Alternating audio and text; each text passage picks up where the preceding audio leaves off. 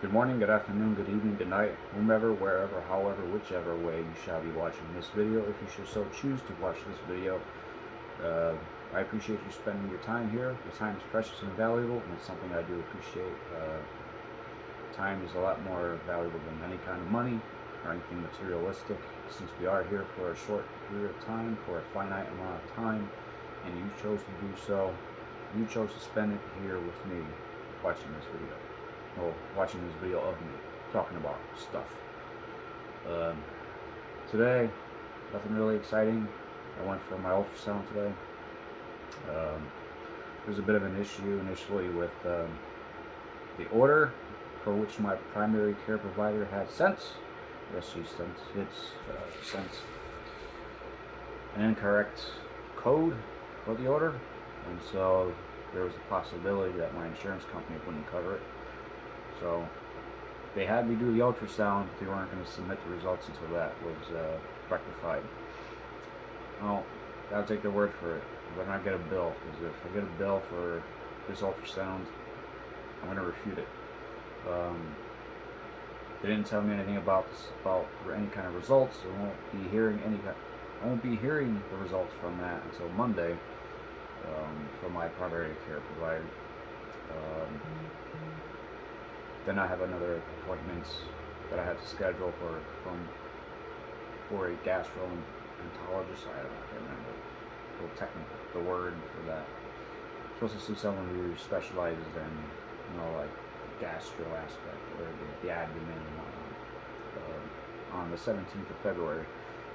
The only thing is, I won't have a different insurance company by then, so who knows how that's going to go. I kind of drove up there for my follow-up appointment for no reason, because I ultimately ended up having a video call, which was brief. So yeah, well, it got me out of my house. So I guess that's a good thing.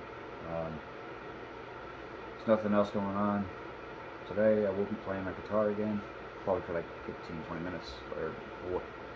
Depends on how I feel. Maybe longer. A bit sore from yesterday, or sore today from working out yesterday. I worked out my back, my chest, shoulders. Well, my I forgot the name of them.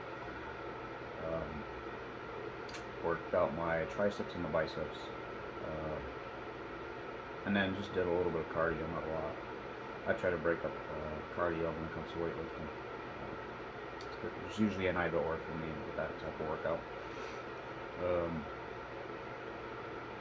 Nothing else really going on. Today's, I guess, video subject will be alien life. I'm going to make this subject quick, but kind of to the point, to which hopefully you can understand, or at least understand my rationale, understand my position on extraterrestrial life. I kind of had this conversation last night with family. It's just kind of something that just kind of ultimately led to a hour-long conversation about a variety of different subjects in the same genre of space and whatnot. But when it comes to extraterrestrials, I like to preface it with, when we think that we are alone in this universe, we are not. It's like you have the audacity to tell yourself that you are alone in this universe when you're on a planet, on a rock that's occupied by millions of different species of life forms, in which several different species of those outnumber us by billions, usually bugs, but yet you feel alone. So the fact that life can flourish so rapidly, given the conditions are just right, just goes to show that anything's possible. I made the comparison last night that imagine, say, the universe can be represented as a meter stick, so a 3-foot meter stick. Pretty much this stick represents the entire known universe that we understand, which includes empty space, matter, so on and so forth. So we got that meter stick, and if you want to measure matter, well, that shrinks down to about maybe 6 inches. Because the majority of the observable universe, to our understanding, is mostly empty space, or dark matter, dark energy. But when you want to refine specific results to life, well, that measurement shrinks even more. So it'll go from 6 inches to maybe you say not even half an inch. And you want to look for intelligent life. I would say that measurement goes down to not even a millimeter, maybe half a millimeter. It's very, I think it's still very, very rare, but it's still abundant given the size of this universe. I think in this galaxy there is a likelihood, a possibility that there is numerous different intelligent species out there. So you have a galaxy such as our own, which has billions of stars, in which you don't necessarily need to have the conditions be right on a planet. It could be a moon or other object where the conditions are just right, in which life can flourish, if given enough time and the environment was right, the conditions were right. So those billions of stars, I would say there's probably 0.001% chance of there being intelligent life in those billions of different star systems, which is still a vast number when you think about it. If it was 0.001%, that's 100,000. If I'm thinking that correctly, it's quite a bit. It's just more distance. Where's the nearest intelligent species located next to us? It could be thousands of light years, tens of thousands of light years, or 100,000 light years away at the very outer edges of this galaxy. We're located around near the middle, or just off, or just slightly further out from the middle. Life is resilient, can be stubborn. In the simplest forms, we've got species such as the tardigrade. It can survive space for a while. It can survive in the vacuum of space for a while. It can survive intense temperatures for a while. And there are life forms that can survive in the cold, deep pressure depths of the ocean, like deep underwater. You just need light for nutrients to convert to nutrients using like photosynthesis of sorts, basically. So I think life is more abundant than we think. If we do find an intelligent life form such as that's similar to us or more advanced, of course, then there's a subject of conversation of how we're going to be able to communicate, or how are they going to respond to us, or how we are going to respond, more importantly, to them.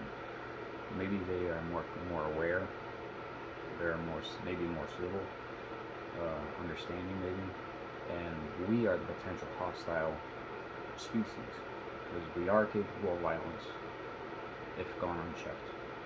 We are capable of some pretty nasty things, so it's more checking our inner, what's the word I'm looking for? Our inner outbursts at the door. If that makes any sense. Can't think of the word. But we are not alone. I don't think we're alone. I think we were not meant to be alone in this universe, given how life was formed. Without getting into religion, I think science is a tool to understand religion and creationism. It can go hand in hand if you allow it, if you choose to believe that, if you choose to have that kind of mindset. Another simple example I like to give is science is like us understanding how the Creator painted this universe. So it's like we have an easel, God is the artist holding the paintbrush, and the tool is the method, the matter, and understanding is us. It paints us, and there we are. Creates us, we're an artistic expression of the Creator. In His eyes, we are the creation in His eyes, or her eyes. But that's probably going to turn some of you off if you tune in for the first time. Again, it's just not something to take too seriously. It's just something to kind of like think about and just open your mind up. It's just kind of to a different concept, a different way of thinking.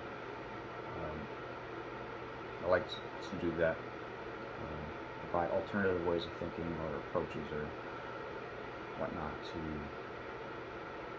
what the general consensus might be, depending on where you're from or what culture you're from. It doesn't have to be intimidating or whatnot. But yeah, that's today's subject. Keep it short. I would appreciate you watching this video for about 11 minutes of your time. You matter. You mean the world to yourself. You mean the world to others. Hold those closest to you who mean the most to you. And do not be afraid to help others. Don't speak up. Don't remain silent. Because even in silence, there can be a problem in remaining silent.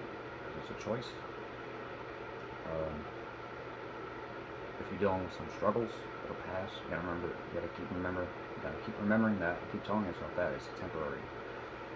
If you've been dealing with it for months, and you may think otherwise, you may think, oh, this is just my reality. This is just what I'm gonna have to deal with for the rest of my life. It's not true. You may feel that way right now, but it's not. Just don't find yourself acting in a destructive manner, capacity because of that, because that'll just ultimately make things worse. You just gotta keep telling yourself, no matter how much you may not believe in it, is that it will pass. Again, thank you for watching. Thank you for your time. Hope you have a great rest of your day. Regardless of whatever is going on, if it's been going bad for you, it will get better. And I hope the best for you. Alright? Bye-bye.